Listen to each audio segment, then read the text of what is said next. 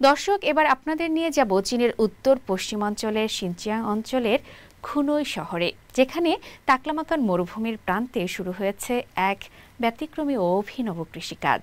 এই মরু শহরে প্রথমবারের মতো চাষ হয়েছে যব ফসলের। প্রায় 133 হেক্টর বিস্তীর্ণ জমিতে গোলাকৃতি আকৃতিতে সাজানো হয়েছে ক্ষেতগুলো, আর সেই ক্ষেতেই চলছে আধুনিক যন্ত্রের মাধ্যমে ফসল সংগ্রহ। চলুন বিস্তারিত দেখে আসি প্রতিবেদনে।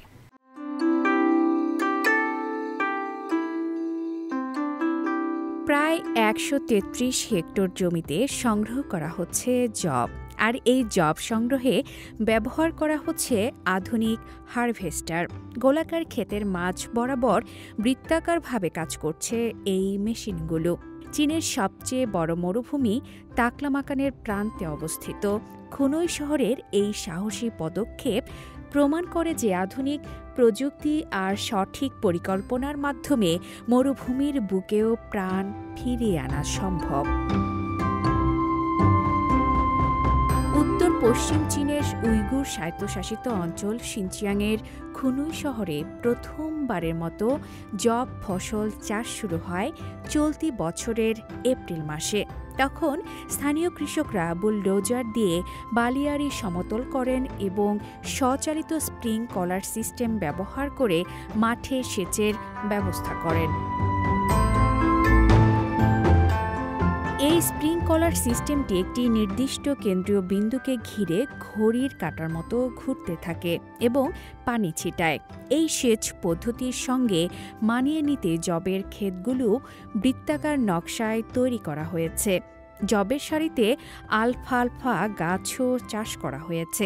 মাটির গুণগত মান উন্নত করতে এবং ক্ষেতকে উর্বর রাখতে যবের সারিতে লাগানো হয় আলফালফা গাছ। আমরা মরুভূমিতে আলফাফালফা চাষ করি কেন?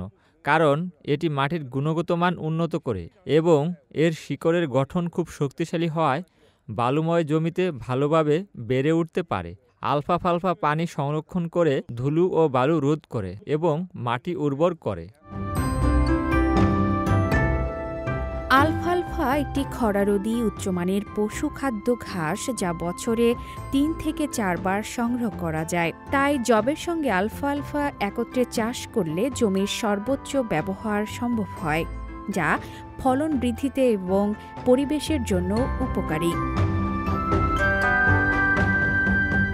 এই উদ্যোগ শুধু ফসল উৎপাদনের দিক থেকেই নয়, পরিবেশ রক্ষা ও ভূমির টেকসই ব্যবহারের দিক থেকেও এক অনন্য দৃষ্টান্ত। যব ও আলফালফার এই যৌথ চাষ শুধু কৃষকদের জন্য নতুন সম্ভাবনার দরজা খুলছে না, বরং পরিবেশ সংরক্ষণেও দিচ্ছে ইতিবাচক বার্তা। এই ধরনের উদ্ভাবনী উদ্যোগ ভবিষ্যতের টেকসই কৃষি ব্যবস্থার জন্য হতে পারে একটি পথ প্রদর্শক উদাহরণ। আফরিন মিম, CMG বাংলা।